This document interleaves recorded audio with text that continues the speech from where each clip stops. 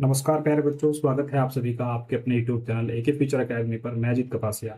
प्यारे बच्चों, आज की इस वीडियो के माध्यम से हम शुरू करने जा रहे हैं जनरल हिंदी का एक नया बैच। ये जो बैच है ये जितने भी प्रकार के कॉम्पिटेटिव एग्जाम्स इंडिया में होते हैं उन सभी को कवर करेगा, और जितने भी क्वेश्चन आपसे पूछे गए हैं उनको भी इसमें हम कवर करेंगे, और जितने भी भविष्य में पूछे जा सकते हैं। पहले हम प्रत्येक चैप्टर का कॉन्सेप्ट पढ़ेंगे, उसके बाद जितने भी अब तक अलग अलग एग्जाम्स में उसमें से क्वेश्चन पूछे गए हैं उनको भी आपको करवाते हुए चलेंगे। सबसे पहले आज की इस वीडियो में हम वर्णमाला के बारे में पढ़ेंगे।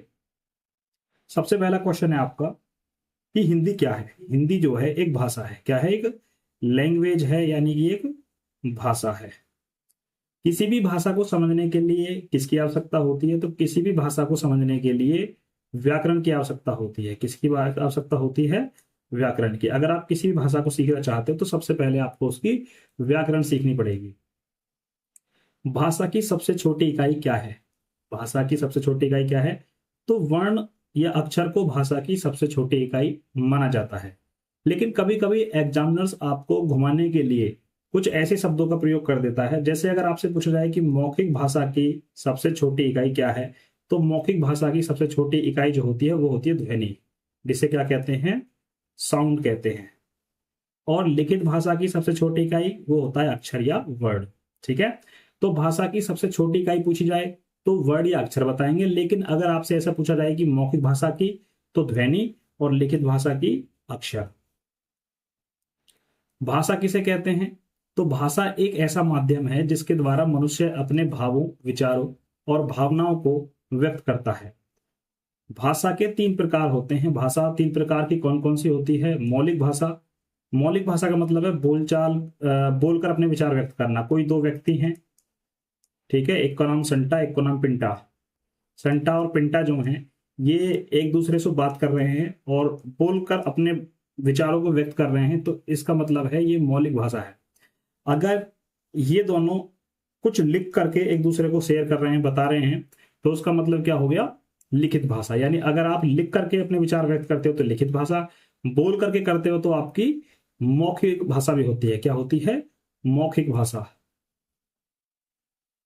और एक होती है आपकी सांकेतिक भाषा। सांकेतिक का मतलब होता है संकेतों के द्वारा अपने विचार व्यक्त करना। किसी को आप संकेतों के द्वारा कोई बात समझाते हो, ठीक है, इशारों से। आपने भारत में कुछ ऐसे लोग देखे हैं जो बोल नहीं सकते, लेकिन वो फिर भी बात कर लेते हैं। किससे? संकेतों के द्वारा या इशारों के द्वारा, संकेतों से। ठीक है, जिन्हें हम क्या कह देते हैं? इशारे।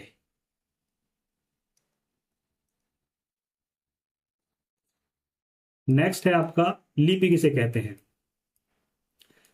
लिपि किसी भाषा को लिखने का ढंग या तरीका होता है। कोई भाषा कैसे लिखी जाती है? आपने देखा होगा कोई भाषा बाईं तरफ से, ठीक है, बाईं तरफ से दाईं तरफ लिखी जा रही है, और कोई भाषा दाईं तरफ से बाईं तरफ लिखी जा रही है। कुछ भाषा ऐसी हैं जो ऊपर से नीचे की तरफ लिखी जाती हैं, और कुछ भाषा ऐसी होती हैं जो नीचे से ऊपर की तरफ लिखी जाती हैं। ठीक है, किया गया है लिखने के लिए किस तरह के चिन्हों का यूज किया गया है उसको हम क्या कहते हैं? लिपि कहते हैं। और लिपि को आप जानते हैं इंग्लिश में स्क्रिप्ट कहते हैं। क्या कहते हैं? स्क्रिप्ट कहते हैं। तो हिंदी की जो लिपि है वो देवनागरी है, और देवनागरी लिपि को बाएं से दाएं लिखा जाता है। कई बार आपसे एग्जाम में ये भी पूछ लिया जाता है कि जो देवनागरी लिपि है या हिंदी भाषा जो है वो कैसे लिखी जाती है। तो आपको सभी को पता ही है भाई, आप इधर से लिखना स्टार्ट करते हो और ऐसे कर करके जो है आप इधर तक लिखते हो। तो इसका मतलब क्या हुआ कि हिंदी भाषा जिस लिपि में लिखी जाती है उसको देवनागरी कहते हैं, और देवनागरी जो है ये बाईं तरफ से लेकर के दाईं तरफ की तरफ लिखी जाती है। कुछ बच्चे ऐसे हो सकते हैं जो दाएं और बाएं में कंफ्यूज हो सकते हैं, तो मैं आपको बता दूं, अगर आप जब इस वीडियो को देख रहे होगे तो जो आपका उल्टा हाथ है, क्या है? उल्टा, जिसको हम बोल देते हैं बायां। क्या बोल देते हैं? बायां। उल्टा या बायां हाथ जो है आपका, वो आपका क्या होता है? बाईं तरफ होता है, जिसे हम कह देते हैं लेफ्ट हैंड। क्या कह देते हैं? Left hand. और दूसरा आपका जो सीधा हाथ है, दूसरा जो क्या है आपका? सीधा हाथ है, जिसे आप दायां कह देते हो। क्या कह देते हो? दाएं या दायां। उसको बोलते हैं इंग्लिश में राइट हैंड। क्या बोल देते हैं? Right hand. यानी कि इधर से अगर आप किसी चीज को लिखना शुरू कर रहे हो तो ये कहलाएगा दाएं से, और इधर से आप इधर की तरफ लिख रहे हो तो ये कहलाएगा आपका बाएं से। ठीक। नेक्स्ट क्वेश्चन आपसे पूछा जाता है कि देवनागरी लिपि का विकास किस लिपि से हुआ है? तो देवनागरी लिपि का विकास ब्राह्मी लिपि से हुआ है। कौन सी से हुआ है? ब्राह्मी लिपि से हुआ है। और ब्राह्मी लिपि को नागरी लिपि भी कहते हैं। ब्राह्मी लिपि का दूसरा नाम क्या है? नागरी लिपि है। कई बार जब आपका एग्जाम जो है थोड़ा सा टफ बनाया जाता है तब ऐसे शब्दों का प्रयोग किया जाता है जो आपके आसानी से समझ में ना आए। जैसे आपको पता है, सबको रटा हुआ होता है कि हिंदी की लिपि का नाम है देवनागरी। क्या है? देवनागरी। लेकिन आपको पता होना चाहिए कि देवनागरी का जो विकास है वो किससे हुआ है? तो वो हुआ है आपका ब्राह्मी लिपि से। कहां से हुआ है? ब्राह्मी लिपि से। और ब्राह्मी लिपि को ही क्या कहते हैं? नागरी लिपि भी कहते हैं। क्या कहते हैं? नागरी लिपि भी कहते हैं। इसके अलावा कभी कभी आपसे एग्जाम में ये भी पूछा जाता है कि अंग्रेजी भाषा किस लिपि में लिखी जाती है? तो अंग्रेजी भाषा की लिपि का नाम है रोमन लिपि। ठीक है। उर्दू की लिपि का क्या नाम है? उर्दू किस भाषा में लिखी जाती है, या सॉरी, उर्दू किस लिपि में लिखी जाती है? तो उर्दू लिखी जाती है आपकी फारसी लिपि में, पंजाबी लिखी जाती है गुरुमुखी लिपि में, संस्कृत, मराठी और नेपाली ये आपकी देवनागरी लिपि में ही लिखी जाती है। अब हम शुरू करते हैं वर्णमाला। तो वर्णमाला में सबसे पहले हम पढ़ते हैं वर्ड, कि वर्ड क्या होता है। और आप जानते हैं कि वर्ड को हम अक्षर भी कहते हैं। क्या कहते हैं? अक्षर। भाषा को लिखने के लिए जिन लिपि चिन्हों का प्रयोग किया जाता है, या भाषा को लिखने के लिए जिन लिपि चिन्हों की आवश्यकता होती है, लिपि चिन्हों की, उन्हें वर्ड या अक्षर कहते हैं। दूसरी इसकी परिभाषा कुछ ऐसे भी हो सकती है कि ध्वनि के लिखित रूप को वर्ण या अक्षर कहते हैं। अब हम बात करते हैं कि वर्णमाला किसे कहते हैं। तो वर्णों के व्यवस्थित समूह को वर्णमाला कहा जाता है, या आप कह सकते हो कि वर्णों के व्यवस्थित समूह को वर्णमाला कहते हैं। हिंदी वर्णमाला में 52 वर्ड होते हैं। जैसे आप सभी ने पता होगा आपको कि जो इंग्लिश अल्फाबेट होती है, इंग्लिश अल्फाबेट, तो इंग्लिश अल्फाबेट में आपके टोटल कितने अक्षर हैं? तो इंग्लिश अल्फाबेट में आपके 26 है। जबकि हिंदी वर्णमाला जो है इसमें आपके 52 वर्ण है, यानी इंग्लिश वर्णमाला के 2 गुने। ठीक है। हिंदी वर्णमाला में कितने वर्ण हैं? 52 वर्ण हैं आपके टोटल। अब इन 52 वर्णों को हम जो है 3 पार्ट में डिवाइड कर लेते हैं। एक होता है आपका स्वर, दूसरा होता है अयोग वाह, और तीसरे होते हैं आपके व्यंजन। ठीक है। सबसे पहले हम पढ़ते हैं स्वर के बारे में कि स्वर किसे कहते हैं। तो जिन वर्णों का उच्चारण बिना किसी दूसरे वर्ण की सहायता से होता है, अर्थात स्वतंत्र रूप से बोले जाने वाले वर्ण स्वर कहलाते हैं। स्वर्ण का मतलब होता है कुछ ऐसे अक्षर या ऐसे वर्ण जो बिना किसी दूसरे वर्ण की सहायता से उनका उच्चारण किया जाता है और वो स्वतंत्र रूप से बोले जाते हैं, यानी कि उनका उच्चारण करने में किसी दूसरे वर्ड की हेल्प या सहायता नहीं ली जाती। यहां पर एक इंपॉर्टेंट बात लिखी हुई है, ये एक बार आपसे एग्जाम में पूछी गई है कि स्वरों को और क्या कहा जाता है। तो स्वरों को अच भी कहते हैं। क्या कहते हैं? अच भी कहते हैं। हिंदी में स्वरों की संख्या 11 है। ठीक है। अलग अलग भाषा में स्वरों की संख्या अलग अलग होती है। संस्कृत में अलग होती है आपकी, हिंदी में अलग है, नेपाली के जो स्वर होंगे उनकी संख्या अलग होगी, संस्कृत के स्वरों की संख्या अलग है। इंग्लिश में स्वरों की संख्या आप जानते ही हैं, जो वॉवेल्स होते हैं उनको ही क्या बोला जाता है? आपका स्वर बोला जाता है इंग्लिश में। लेकिन हम पढ़ रहे हैं हिंदी, तो हिंदी में जो स्वर होते हैं प्यारे बच्चों वो होते हैं आपके 11। और वो 11 स्वर कौन कौन से हैं? ए, आ, छोटी ई, बड़ी ई, छोटा ऊ, बड़ा ऊ, री, ए, ओ, औ, ये आपके 11 स्वर हैं। अगर इनमें से हम ए को हटा दें तो ये बाकी के 10 बचे हुए हैं, ये सभी मात्रा भी कहलाते हैं। इन सभी को क्या कहा जाता है? मात्रा भी कहा जाता है। केवल ए जो है उसको मात्रा नहीं माना जाता है। बाकी हिंदी में अगर आपसे पूछा जाए कि हिंदी में मात्रा कितनी होती है, तो प्यारे बच्चों आप बताओगे 10 मात्रा होती है। अब हम बात करते हैं स्वरों का वर्गीकरण, कि स्वरों को हम कितने पार्ट्स में डिवाइड करते हैं। क्योंकि आप जानते हैं जो एग्जाम में आपसे क्वेश्चन पूछा जाएगा वो ये तो पूछेगा नहीं कि भाई इसमें से स्वर कौन सा, व्यंजन कौन सा है। ये छोटे छोटे बच्चों को भी पता होता है। क्लास 6 से लेकर के 12 तक के बच्चों को जो है काफी अच्छे से बता दिया जाता है कि स्वर क्या होते हैं, व्यंजन क्या होते हैं। ठीक है। अब आप कॉम्पिटेटिव एग्जाम की तैयारी कर रहे हो तो आपसे क्वेश्चन जो पूछे जाएंगे वो उनका लेवल ऐसा तो होना चाहिए कि बच्चा बता ना पाए या कंफ्यूज हो जाए। तो इसी आधार पर स्वरों का जो हम वर्गीकरण जो है करते हैं। सबसे पहले देखते हैं कि उच्चारण के आधार पर जब हम किसी भी वर्ण का उच्चारण करते हैं तो उसके आधार पर हम कितने प्रकार से स्वरों को बांट सकते हैं। तो सबसे पहले आते हैं मूल स्वर। मूल स्वर को हिस्व स्वर भी कहते हैं, इनको एकमात्रिक स्वर भी कहते हैं, लघु स्वर भी कहते हैं। ये जितने भी नाम हैं ये अलग अलग एग्जाम में अलग अलग नामों का प्रयोग किया गया है, इसलिए मैंने इन सबको एक साथ लिख दिया है ताकि आप कंफ्यूज ना हो। मूल स्वर, हिस्व स्वर, एकमात्रिक स्वर और लघु स्वर, ये सभी एक के ही नाम है। तो हम इनको ऐसे याद रख सकते हैं कि जिन स्वरों के उच्चारण में कम समय लगता है उन्हें हम मूल स्वर कहते हैं। और मूल स्वरों की संख्या होती है आपकी 4। कितनी है? 4। ए, छोटी ई, छोटा ऊ और री, ये 4 आपके क्या हैं? ये आपके मूल स्वर हैं, एकमात्रिक स्वर हैं, या हिस्स स्वर हैं, या लघु स्वर हैं। इसके बाद प्यारे बच्चों बात आती है फिर दीर्घ स्वर की। दीर्घ स्वर को हम संधि स्वर भी कहते हैं, विपुल स्वर भी कहते हैं और द्विमात्रिक स्वर भी कहते हैं। कभी कभी इन्हें बड़ा या बड़े स्वर भी कहा जाता है। ये भी मैंने जो है अलग अलग एग्जाम में इनको अलग अलग नाम से जाना जाता है, इसलिए मैंने सबको एक साथ लिख दिया है ताकि आप कंफ्यूज ना हो। दीर्घ स्वर, संधि स्वर, विपुल स्वर, द्विमात्रिक स्वर और बड़े स्वर। जिन स्वरों के उच्चारण में हिस्व स्वर से अधिक समय लगे, यानी कि जो एकमात्रिक स्वर होते हैं, अगर उनसे ज्यादा समय लग रहा है तो फिर वो क्या कहलाएंगे? वो आपके द्विमात्रिक स्वर कहलाएंगे। और इनकी संख्या होती है प्यारे बच्चों 7। आ, बड़ी ई, बड़ा ऊ, ए, ऐ, ओ और औ, ये आपके 7 जो हैं ये आपके दीर्घ स्वर होते हैं। फिर इनको भी 2 पार्ट्स में डिवाइड कर देते हैं, आ, छोटी आ और बड़ी ई और ऊ, ठीक है, बड़ा ऊ, इनको बोलते हैं सजातीय स्वर। आ, बड़ी ई, बड़ा ऊ। इसके अलावा आपका ए, ऐ, ओ, औ, इनको बोलते हैं विजातीय या संयुक्त स्वर या मिश्रित स्वर। क्योंकि ये जो हैं ये 2 स्वरों के मेल से बनते हैं, ठीक है। कैसे बनते हैं? क्योंकि अगर आप देखोगे कि ए, ऐ, ओ, औ, ठीक है, तो इनमें 2 स्वरों का जो है क्या आती है, प्रोनाउंसिएशन करते हुए जो है उच्चारण आता है, इसलिए इन्हें विजातीय स्वर या संयुक्त स्वर या मिश्रित स्वर भी कहा जाता है। आपको पता है कि जितने भी नाम होते हैं उन सबको मैंने लिख लिया है एक साथ।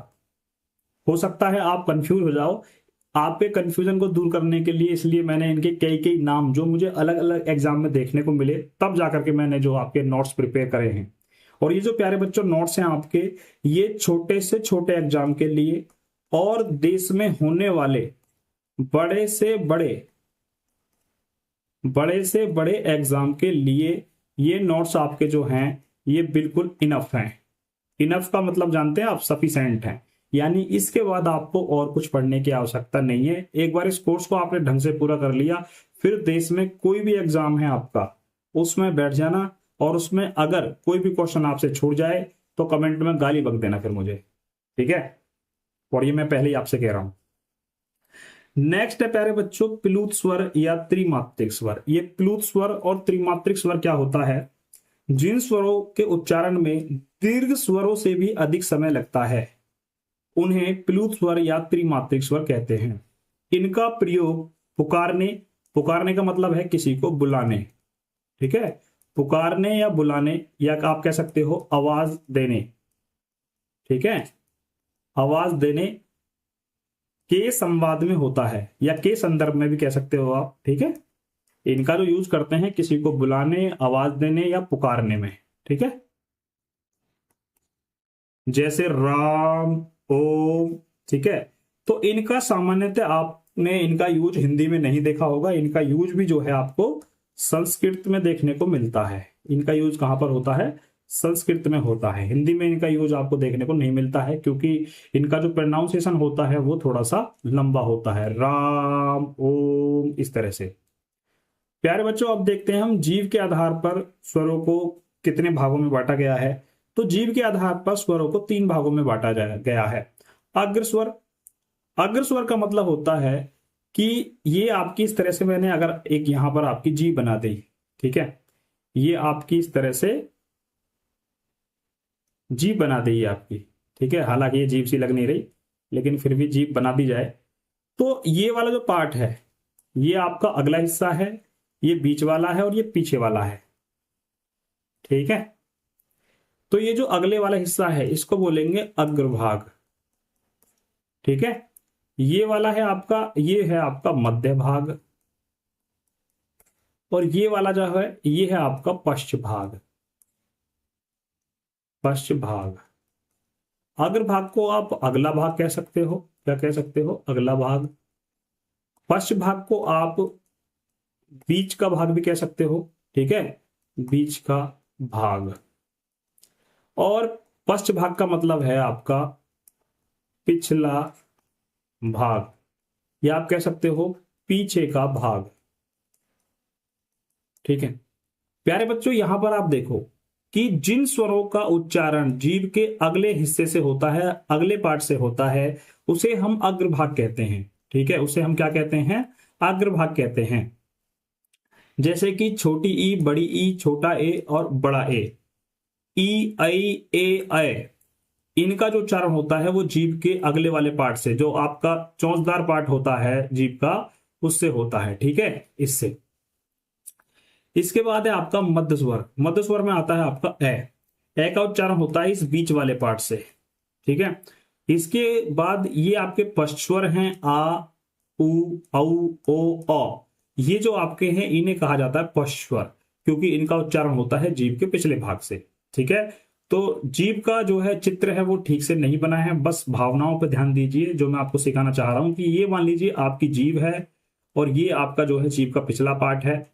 ठीक है, ये वाला पिछला हिस्सा है, ये वाला आपका अगला हिस्सा है। ठीक है, तो अगले वाला हिस्सा जो होता है इससे, इसे अग्रभाग कहा जाता है। ये जो बीच में है आपका ये मध्य भाग कहा जाता है, और ये जो पीछे वाला है इसको पश्च भाग कहा जाता है। अब हम ध्यान देते हैं कि नेक्स्ट नेक्स्ट है आपका मुख्य आकृति के आधार पर, यानी जब हम किसी अक्षर का या वर्ण का उच्चारण करते हैं तो हमारे मुख्य आकृति किस प्रकार की बनती है। तो ये आपके 4 प्रकार के स्वर होते हैं मुख्य आकृति के आधार पर। सबसे पहले आपका संवृत। संवृत स्वर कौन से होते हैं? संवृत का मतलब होता है कि जिन अक्षरों या वर्णों के उच्चारण के समय मुख ना के बराबर खुले, ना के बराबर खुलता है या खुले। आप कह सकते हो कि जो मुंह होता है वो बंद रहता है। ठीक है, बहुत कम खुलता है, या खुलता भी है तो ना के बराबर खुलता है। जैसे कि ई, बड़ी ई, उ, ओ। जब हम इनका उच्चारण करते हैं तो हमारा मुंह जो है वो बंद रहता है, बहुत कम खुलता है। फिर इसके बाद आता है आपका अर्ध संवृत। अर्ध संवृत का मतलब होता है कि संवृत से थोड़ा सा ज्यादा जब आपका मुंह खुलता है तो उसको बोलते हैं हम अर्ध संवृत स्वर। तो ए और ओ ये जो होते हैं आपके, ये होते हैं आपके अर्ध संवृत स्वर। इसके बाद आता है प्यारे बच्चों आपका विवृत स्वर। विवृत स्वर का मतलब होता है जब आपका मुंह पूरी तरह खुलता है। ठीक है, जिन वर्णों का उच्चारण करते समय आपका मुंह पूरा खुला रहता है या खूब खुलता है, पूरी तरह खुलता है, तो उसे बोलते हैं विवृत स्वर। जैसे कि आ। इसके अलावा आपका है अर्ध विवृत स्वर। अर्ध विवृत का मतलब होता है जब आपका मुंह आधा खुलता है। जिन वर्णों का उच्चारण करते समय आपका मुंह आधा खुलता है उन्हें हम अर्ध विवृत कहते हैं। जैसे कि ऐ, ओ और औ। ये ए और आ के बीच की ध्वनि होती है। ए और आ के बीच की ध्वनि को हम बोल जाता है औ। ठीक है, इस तरह से लिखा जाता है। जैसे आपने ऑफिस लिखा देखा है, क्या लिखा देखा है? ऑफिस लिखा देखा है। कॉफी लिखा देखा है आपने। ठीक है, कॉपी बोल देते हैं, कॉफी लिखा देखा है आपने। तो इस प्रकार के शब्दों को लिखने के लिए इस अ का प्रयोग किया जाता है। नेक्स्ट है आपका होठ या ओष्ठ। इनके आधार पर जो स्वर हैं आपके वो कितने प्रकार के होते हैं? तो इनके आधार पर स्वर 2 प्रकार के होते हैं। व्रतमुखी, यानी जिन स्वरों के उच्चारण करते समय, ठीक है, उच्चारण करते समय जो आपका मुख है वो गोल हो जाता है। ठीक है, या आप कह सकते हो मुख का मतलब है आपके जो होठ है, जो आपके होठ है या ओष्ठ हैं, अगर उनकी आकृति या उनकी स्थिति गोल हो जाती है, यानी इस तरह से जो है आपके जो होठ है वो गोल हो जाते हैं। कैसे हो जाते हैं? इस तरह से गोल हो जाते हैं बोलते समय। तो उन्हें बोलेंगे हम व्रतमुखी। क्या बोलेंगे हम उन्हें? व्रतमुखी कहते हैं उन्हें हम। या कभी कभी इस व्रतमुखी को वृत्ताकार भी कहा जाता है। ठीक है, एग्जाम में कभी कभी क्या बोला जाता है? वृत्ताकार।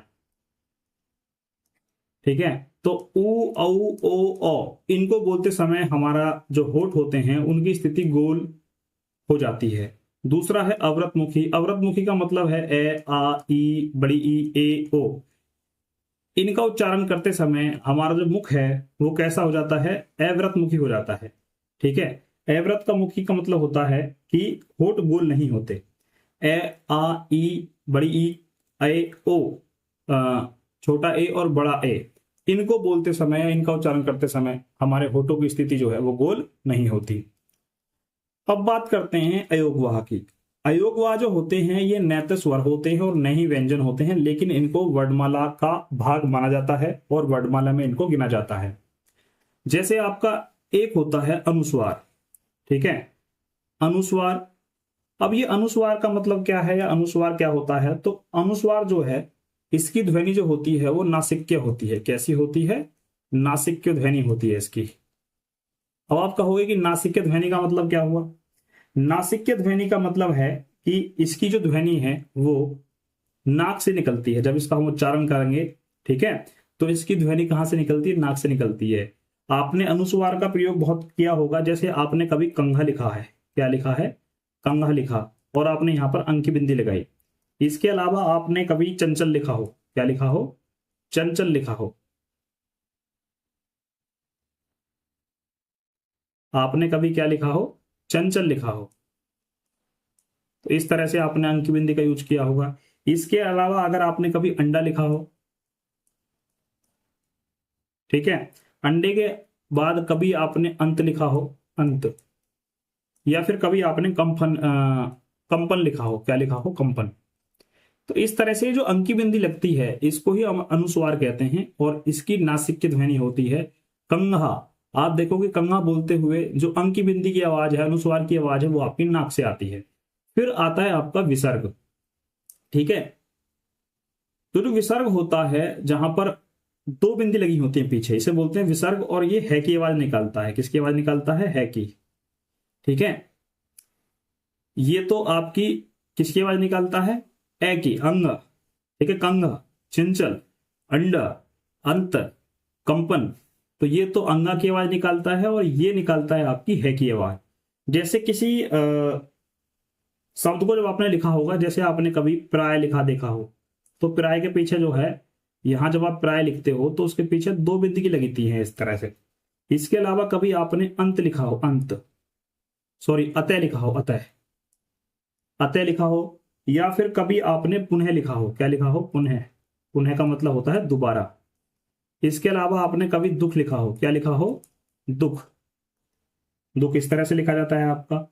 या फिर कभी आपने क्रम से लिखा हो। क्या लिखा हो? क्रम से है।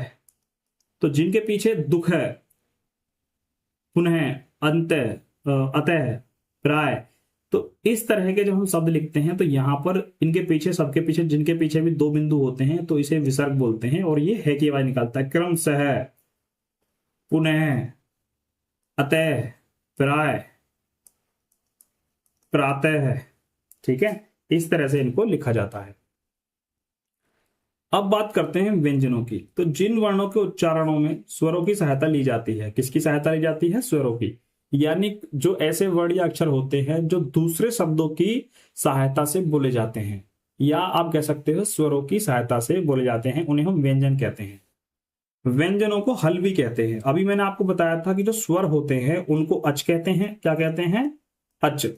और व्यंजन जो होते हैं इनको आपका कहते हैं हल कहते हैं। क्या कहते हैं? हल है। ठीक है, अगर किसी भी अक्षर के नीचे, वर्ड के नीचे इस तरह से आधा डंडा, सॉरी, अगर किसी भी अक्षर के नीचे मान लीजिए आपका रे लिखा हुआ है और उसके नीचे मैं ऐसे एक तिरछी लाइन खींच देता हूं, तो इसको बोलते हैं हलंत। क्या बोलते हैं? हलंत। और हलंत का मतलब होता है अब ये अक्षर जो है आधा है, इसका मतलब इसमें अब कोई भी, अगर कोई व्यंजन लिखा हुआ है तो इसमें अब स्वर नहीं है। ठीक है, तो जब किसी व्यंजन में से स्वर को अलग कर दिया जाता है तो फिर वो आधा रह जाता है। आधा का मतलब क्या है कि वो आधा है। जैसे हमने लिखा हुआ है यहाँ पर क आदि च च आ कच्चा, क्या लिखा हुआ है कच्चा, तो यहाँ पर जो च है वो कैसा है, आधा है। तो कभी भी कोई भी अक्षर आपको ऐसा लिखा मिलता है जिसके नीचे एक तिरछी डंडी खड़ी होती है, लगी होती है, तो उसे हम बोलते हैं हलंत। हिंदी में व्यंजनों की संख्या है प्यारे बच्चों 33। कई बार आपके एग्जाम में पूछे गई, ये मोस्ट इंपॉर्टेंट है कि हिंदी में व्यंजन कितने होते हैं। तो व्यंजन कितने होते हैं, 13। और यहीं पर मैंने आपको बताया था कि स्वर कितने होते हैं, तो स्वर होते हैं 11 और व्यंजन होते हैं आपके 33। अब हम, जैसे हमने स्वरों का वर्गीकरण पढ़ा था, अब इसी प्रकार से हम व्यंजनों का वर्गीकरण पढ़ते हैं कि व्यंजन किसे कहते हैं, व्यंजन कितने प्रकार के होते हैं। तो व्यंजन के बारे में आपने जान लिया कि जिन वर्णों का उच्चारण दूसरे अक्षरों से होता है या वर्णों से होता है, या जिनका उच्चारण स्वरों की सहायता से होता है, उन्हें व्यंजन कहते हैं। तो सबसे पहले देखते हैं स्पर्श व्यंजन या वर्गीय व्यंजन या उदित व्यंजन। स्पर्शीय या फिर उदित या वर्गीय व्यंजन, ये भी मैंने आपको सारे नाम एक साथ लिख दिए हैं। अलग अलग अलग एग्जाम्स में इनको अलग अलग नाम से पूछा गया था। तो वे वर्ण जिनका उच्चारण करते समय जीभ मुख के विभिन्न भागों जैसे कि कंठ, तालु, मूर्धा व दांत या होठों को स्पर्श करती है और हवा प्रवाह को रोकती है। इसकी जो डेफिनेशन आप कह सकते हो कि जब आपकी जो जीभ है, क्या है, आपकी जो जीभ है, और जब हम इसका उच्चारण करेंगे यानी कि स्पर्श व्यंजनों का उच्चारण करते हैं, तो जो हमारी जीभ है वो हमारे मुंह के अंदर या तो कंठ, किससे, कंठ से, या फिर तालु, कंठ से, तालु से, या फिर मूर्धा, या फिर दंत, ठीक है, या फिर होठ। यानी जब हम स्पर्श व्यंजनों का या वर्गीय व्यंजनों का या उदित व्यंजनों का उच्चारण करते हैं, तो हमारी जो जीभ होती है वो मुख के अंदर इन किसी से जरूर टकराती है।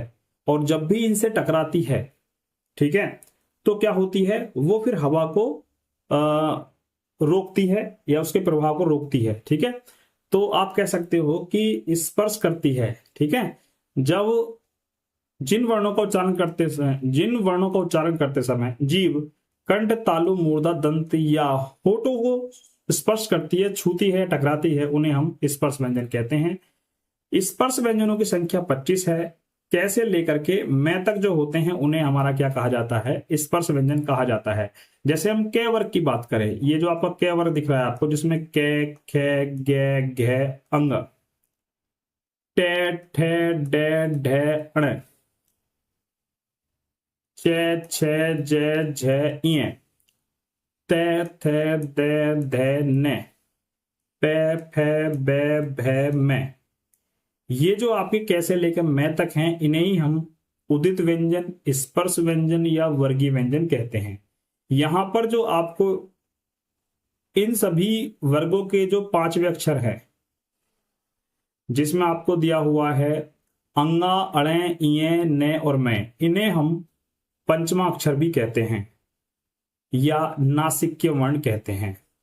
अब नासिक्य का मतलब आप समझ गए कि इनका जो उच्चारण है वो नाक से होता है। किससे होता है, नाक से होता है। या आप कह सकते हो कि इनका उच्चारण करते समय जो वायु निकलती है या हवा निकलती है वो केवल नाक से निकलती है, मुख से नहीं निकलती। ठीक है, जैसे कि आप समुद्र लिखते हो, ठीक है, तो यहां पर आपने जो आधे ने का प्रयोग किया है, जैसे आपने समाप्त लिखा, क्या लिखा आपने, समाप्त लिखा, ठीक है, और सॉरी, जैसे आपने अंत लिखा, तो यहां पर आपने आधे ने का प्रयोग किया है। आपने पंचम लिखा इस तरह से, तो ये जो पंचमाक्षर हैं इनकी जगह पर वर्तमान में अंक की बिंदी का यूज होता है। तो आप अब समुद्र जो लिखते हो, आपने समुद्र देखा होगा, लिखा हुआ वो इस तरह से लिखा हुआ देखा होगा, अंक की बिंदी का यूज होता है इनकी जगह पर। ठीक है,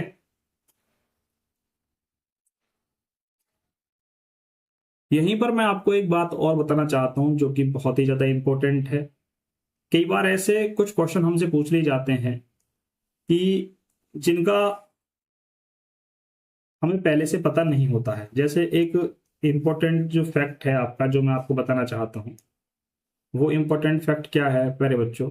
वो आपका इंपॉर्टेंट फैक्ट ये है कि जैसे आपने अभी ये अ, नासिक्य के बारे में पढ़ा, ठीक है, ऐसे ही कभी कभी हमारे एग्जाम में हमसे पूछा जाता है अनुनासिक। क्या पूछा जाता है? अनुनासिक। और अनुनासिक का मतलब होता है नासिक के स्वर। क्या होता है?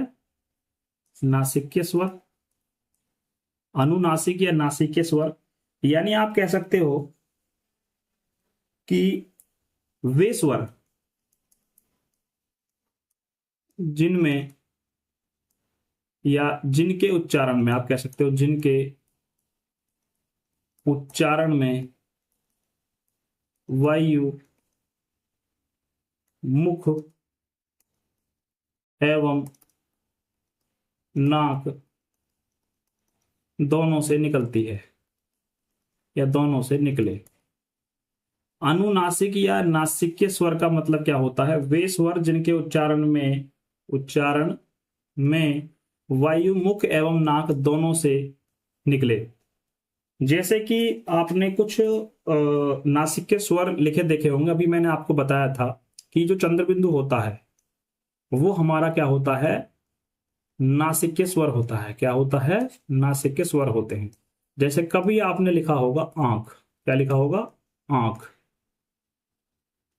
आपने कभी हंसना भी लिखा होगा। क्या लिखा होगा? हंसना।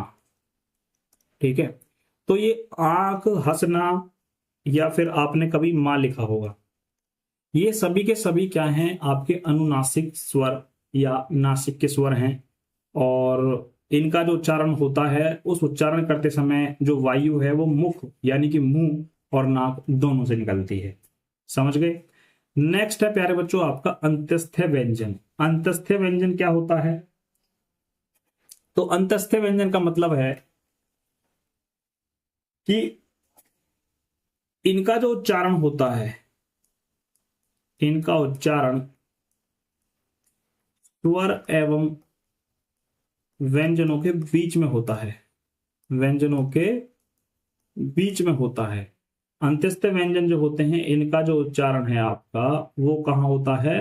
वो स्वर एवं व्यंजनों के मध्य में होता है या बीच में होता है। और अंत्यस्थ व्यंजनों की संख्या होती है 4। ये, रे, ले, वे, ये आपके 4 अंत्यस्थ व्यंजन होते हैं। जिनमें से जो आपका रे होता है उसे लुंठित, प्रकंपित या कंपन जात भी कहते हैं। आपके एग्जाम्स में कई बार ये जो है क्वेश्चन आ चुका है। इसमें क्या है कि आपसे एग्जाम में पूछा जाता है कि भाई लुंठित, प्रकंपित या कंपन जात किसे कहते हैं? तो रे को कहते हैं।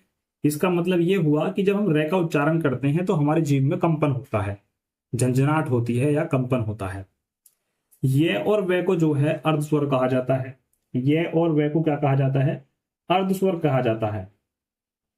ठीक है, अर्ध स्वर का मतलब होता है कि इनका जो उच्चारण है वो स्वरों की तरह ही मिलता जुलता है। आप कह सकते हो कि इनका जो हम उच्चारण करते हैं तो वो स्वरों की तरह होता है या उसकी तरह मिलता जुलता है। क्या है?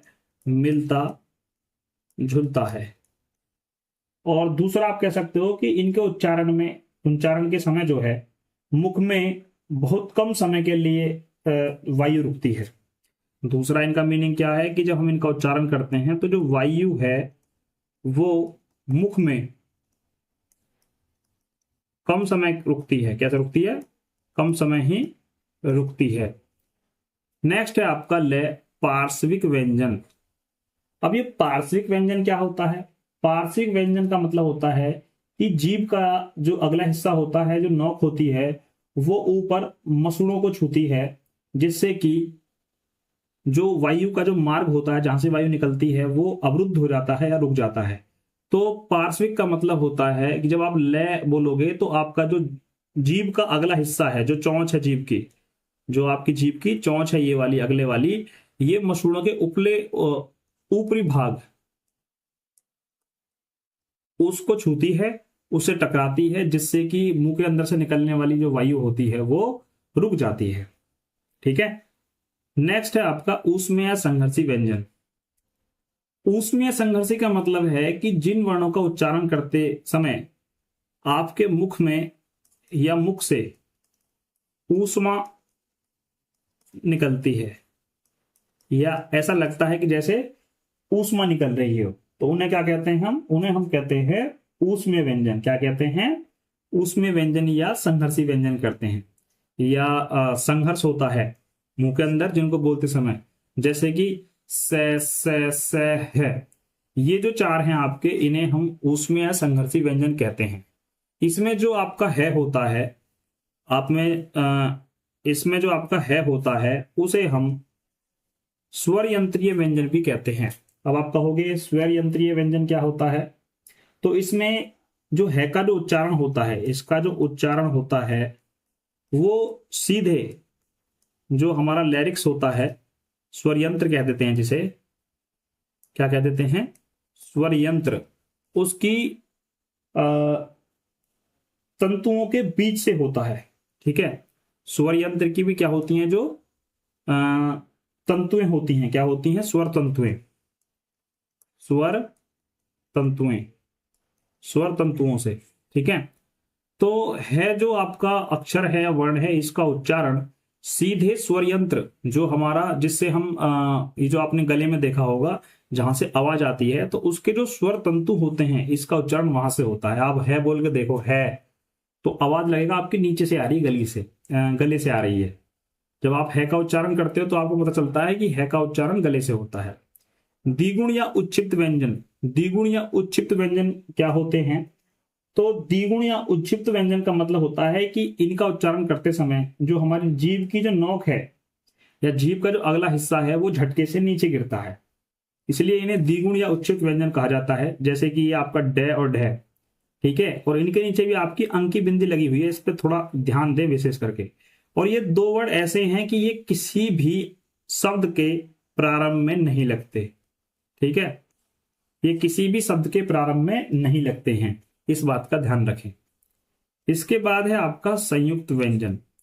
संयुक्त व्यंजन चार होते हैं आपके, क्षय, त्रय, जीय और श्रेय। ठीक है। क्षय, त्रय, जीय और श्रेय, ये आपके चार संयुक्त व्यंजन होते हैं। अब संयुक्त व्यंजन का मतलब है जो दो व्यंजनों से मिलकर बनते हैं। जैसे हम बात करें क्षय की बात करें, तो क्षय जो है आपका, ये आदि क और पेट चिरी सै से मिलकर बनता है। यानी क के नीचे हलंत लगाएंगे, इसका मतलब ये आधा हो गया, और प्लस सै, इससे मिलकर बनेगा आपका छह छत्रीय जो बोलते हो आप। फिर आता है आपका त्रय। त्रय जो है ये आपका आदि तय प्लस रै से मिलकर बनता है। इसके बाद आता है आपका जीय, जो कि आपका आधा जय प्लस इ से मिलकर बनता है। इसके बाद आता है आपका श्रेय, जो कि आपका सै सलजम वाली आदि सै प्लस रै से मिलकर बनता है। तो दो स्वरों के मेल से जब ये बनते हैं, इसलिए इन्हें क्या बोला जाता है? संयुक्त व्यंजन बोला जाता है। अब एग्जाम्स में किस तरह से क्वेश्चन आपको घुमाकर पूछे गए हैं उन पे भी नजर डाल लेते हैं। जैसे आपसे पूछा गया था कि कठोर वर्ड कौन कौन से होते हैं, कठोर या कर्कश। ठीक है। कठोर या कर्कश वर्ड कौन कौन से होते हैं। ठीक है। कभी कभी अक्षर भी बोल सकता है कि कठोर अक्षर कौन से हैं। जब आपसे ऐसे पूछा जाता है और अभी तक हमने वर्णमाला पढ़ ली और मैंने कहीं आपको बताया भी नहीं और ये एग्जाम में आ जाता, तो आप कहते हैं कि स्टार्टिंग में तो आपने कहा था कि कोई भी क्वेश्चन हमारी वीडियो से बाहर नहीं जाएगा, अब ये कैसे चला गया? तो एग्जाम में कुछ ना कुछ वो ऐसी नई चीजें जरूर लाते हैं जो छूट जाए, जहां तक हम सोच ना पाए। लेकिन हम भी टीचर हैं, हम भी जब वीडियो बना रहे हैं तो भैया पहले थोड़ी सी रिसर्च करेंगे, सारे जितने भी पेपर हैं उनको खंगालेंगे कि जो बुक्स में लिखा हुआ है और जो एग्जाम्स में पूछा गया है क्या क्या सिमिलरिटी है उनमें, कौन कौन सी चीज ऐसी हैं जो अब तक पूछ ली गई हैं और कितना घुमाया गया है अब तक। तो कर्कश या कठोर वर्ग का मतलब होता है, कठोर वर्ण या अक्षर का मतलब होता है ट वर्ग। ट वर्ग के बारे में अभी आपको बताया था कि जिसमें आपका ट आता है, क्या आता है? ट आता है, आपका ठ आता है, इसके अलावा आपका डे आता है और आपका ढे आता है। इनको कर्कश या कठोर वर्ण कहा जाता है। ठीक है, जब इन आपको बोलते हो, जब इनका उच्चारण करते हो, तो कई बार ठीक से बच्चे इनका उच्चारण नहीं कर पाते हैं। क्या नहीं कर पाते हैं? उच्चारण नहीं कर पाते, जिस कारण इनको कठोर या कर्कश बोला जाता है। इसके अलावा एग्जाम्स में एक बार आपसे कोमल या मृदु, कोमल या मृदु वर्ण या अक्षर के बारे में भी पूछा जा चुका है। अब ये कोमल और मृदु का मतलब है जिन्हें आसानी से बोला जा सके, कुछ ऐसे वर्ड। तो सबसे आसान होते हैं आपके गे, घे और जो आपका अणय होता है। क्या होता है? अणय होता है। ये कोमल या मृदुल अक्षर या वर्ण कहलाते हैं। इसके अलावा एक और जो क्वेश्चन आपसे पूछा गया है अब तक, वो क्या है आपका, तो उसको भी जान लेते हैं। एक ऐसा ही क्वेश्चन मैं आपको दे देता हूं। एक क्वेश्चन पूछा गया था कि कौन से अक्षर या वर्ड ऐसा है जिससे कोई भी शब्द स्टार्टिंग नहीं होती है। तो मैं यहां पर एक एग्जांपल के थ्रू आपको समझा देता हूं। जैसे मैंने यहां पर लिख दिया